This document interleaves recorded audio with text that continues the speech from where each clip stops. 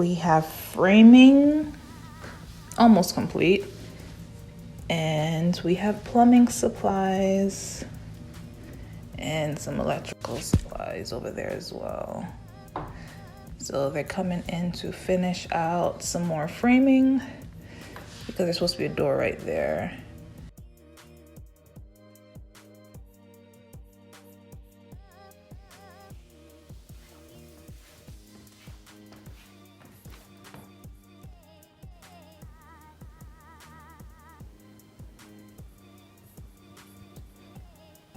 That's where our shower's gonna be. They've torn it down to the studs.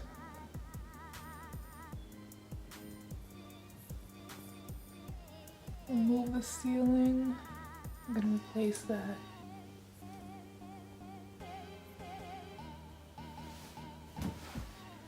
And still have to take out the door over here.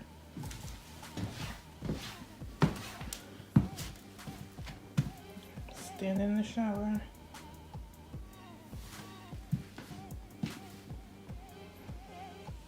I'm gonna frame up that wall.